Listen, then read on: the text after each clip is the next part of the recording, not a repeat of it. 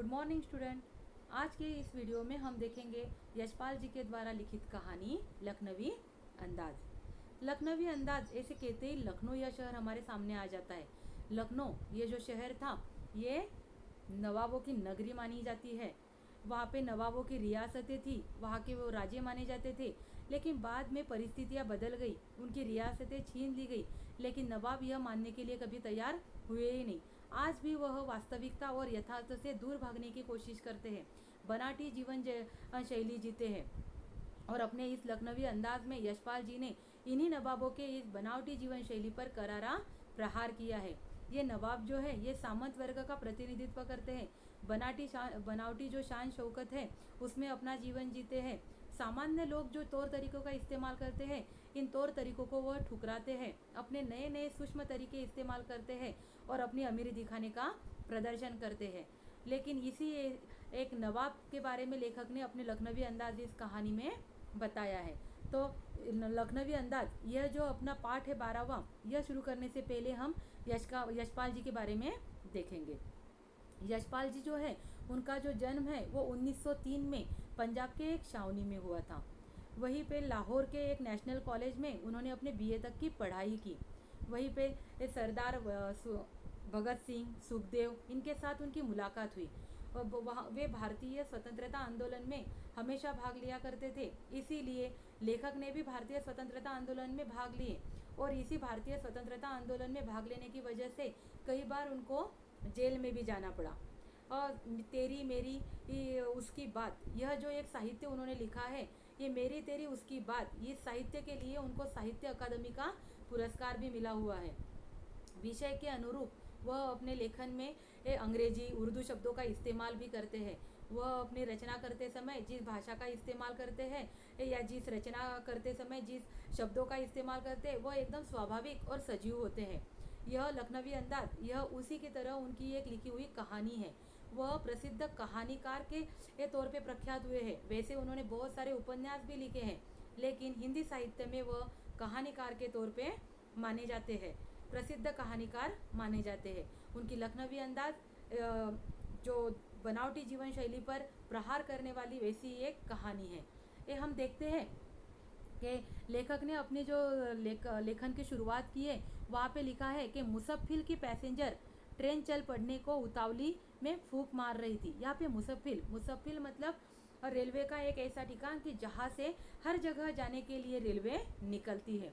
लेखक कहते हैं पास ही के स्टेशन पर लेखक को जाना था, इसीलिए लेखक सेकंड क्लास के एक डिब्बे में पहुंच गए। वैसे देखा जाए तो सेकंड क्लास का जो टिकट रहता है उसकी जो दाम रहते हैं वो ज़्यादा रहते हैं, इसीलिए कोई सामान्य इंसान जल्दी से सेकंड क्लास का जो और टिकट होता है वो खरीदता नहीं।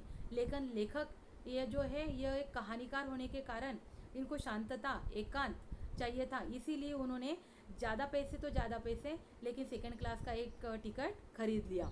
और जैसे ही उन्होंने सेकंड क्लास के एक डिब्बे में एंट्री की तो उन्होंने सामने देखा कि एक सफ़ेद पोश और नवाब पालथी मारे हुए बैठा हुआ था। एक बार मैं आपको यहाँ पे बताना चाहती हूँ कि लखनवी अंदाज ये कहानी है, इसलिए मैं इसको कहानी के तौर पे आपको बताऊंगी। आपने बाद में ये जो लेसन है वो अच्छी तरह से एक एक सेंटेंस रीड करनी है ताकि आपको इसका अर्थ समझ में आ सके। चलो तो देखते हैं अपनी लखनवी अंदाज या कहानी। लेखक ने, जैसे मैंने आपको बोला कि पास ही के स्टेशन पर जाना था, तो उन्होंने सेकंड क्लास का एक टिकट खरीद लिया।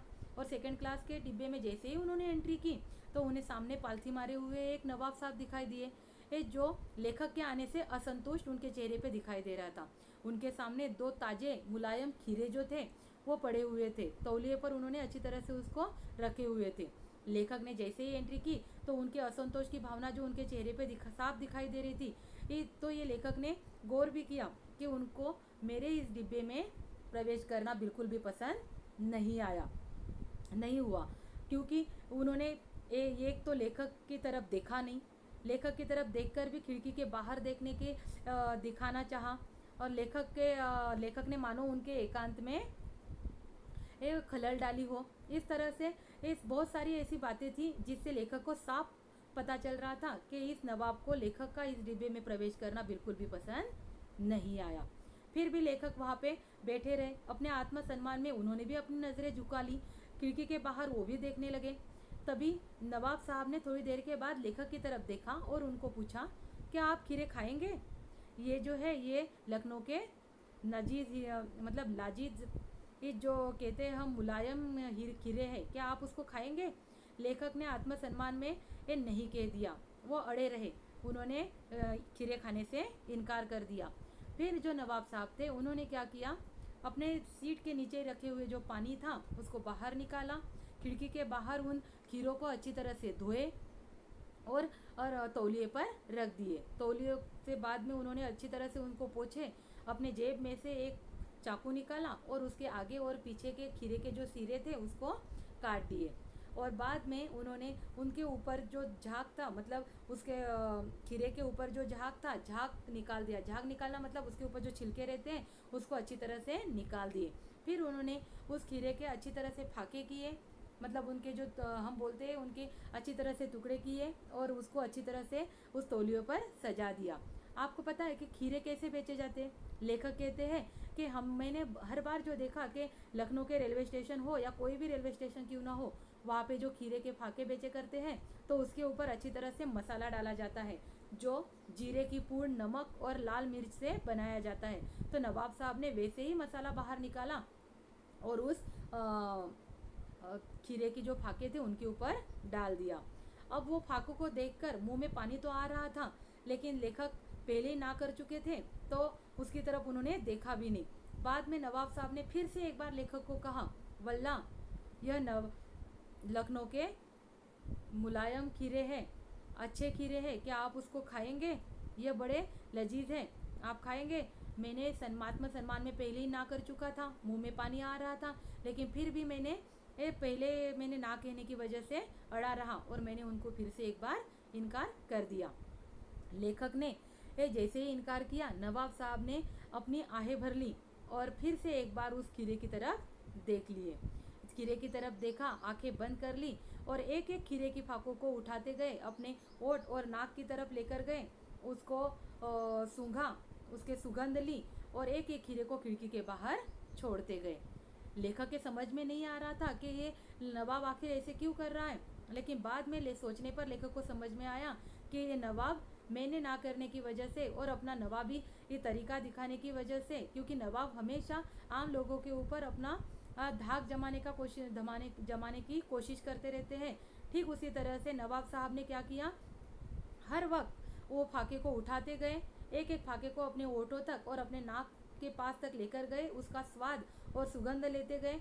गले में जो पानी आता था उसको अपने गले के नीचे उतारते गए और एक एक फाक को खिड़की के बाहर फेंकते गए। ऐसे करते करते उन्होंने सारी खीरे की जो फाके थी वह स्वाद और सुगंध लेकर खिड़की के बाहर फेंक दिए। बाद में उन्होंने तौलियों से अपने ओठ और अपने हाथ को पोंछ लिया और आराम से वहाँ पर लेट गए, मानो दिन भर के एक खीरे की जो मशक्क़त उन्होंने की उसके कारण वो थक गए और उन्होंने आराम से लेट गए।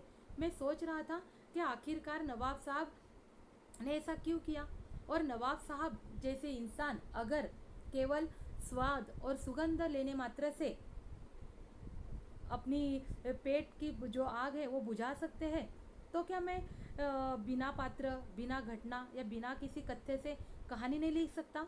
लेखक कहते हैं कि लेखक के चांद चक्षु खुल गए और उन्होंने सोचा कि अगर ये जो नवाब है वो बिना किसी खीरे की फाक को खाए सुगंध और स्वाद से अपना पेट भर सकता है, ऐसा लेखक सोच ही रहे थे कि नवाब साहब ने फिर से एक बार डकार मार ली, मानो उनका पेट भर गया हो।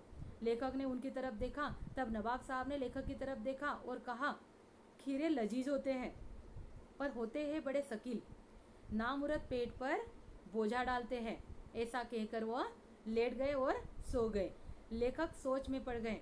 लेखक के तभी चांद चक्षु खुल गए कि अगर ये नवाब बिना खाए ही पेट भर सकता है और डकार भी ले सकता है, तो मैं भी बिना किसी पात्र, बिना किसी कथ्य, विचार और घटना के मैं भी कहानी लिख सकता हूँ। ऐसा लेखक ने सोचा और अपनी कहानी का शीर्षक उनको वहाँ पे मिल गया। इस तरह से लेखक ने अपने इस लखनवी अंदाज, इस कहानी में कहानी के तौर पर यह अपनी कहानी लिखी हुई है। उन्होंने इसमें नवाबों की जो झूठी शान शौकत है उसके ऊपर करारा प्रहार किया है। वह कहते हैं कि रियासतें छीन जाने के बावजूद भी ये जो नवाब है वह कभी भी अपनी जो शान शौकत है या बनावटी जीवन है उसको भूल नहीं सके और बनावटी जीवन में अपना जीवन जीते आ रहे हैं। वो वास्तविकता और यथार्थ से दूर भागने का प्रयास करते हैं। मतलब इन शॉर्ट में इन्होंने अपने पूरे लेसन में क्या बताने की कोशिश की है कि जो नवाब होते हैं वह किस तरह से अपनी झूठी शान शौकत में जीवन जीते हैं। रियासतें छीन जाने के बावजूद भी वह यह मानने के लिए तैयार ही नहीं कि वह नवाब नहीं रहे, वास्तविकता और यथार्थ से परे रहते हैं और अपने वास्तविकता और यथार्थ से भागने की पूरी कोशिश करते हैं। यहाँ तक कि लेखक जैसे एक सामान्य इंसान अगर उनके सामने आए तो वो खीरे जैसी मामूली चीज़ को खा भी नहीं सकते। अपनी शान शौकत बचाने के लिए केवल उसका सुगंध लेते हैं, स्वाद लेने की कोशिश करते हैं और बिना खाए ही उसको खिड़की के बाहर फेंक देते हैं और बाद में डकार भी मारते हैं मानो उनका पेट भर गया हो। इस तरह से बनावटी जीवन यह जीते हैं, यही दिखाने का प्रयास आज लेखक यशपाल जी ने अपनी इस कहानी में किया हुआ है। आपने अच्छी तरह से इस लेसन को पढ़ना है, एक एक लाइन को समझना है और जो भी सवाल जवाब इसमें हैं उनके आंसर ढूंढने की कोशिश करनी है। अगर आपको इसके आंसर नहीं मिलते हैं तो मैं आपको इसके आंसर नेक्स्ट वीडियो में दे दूँगी। ठीक है, थैंक यू।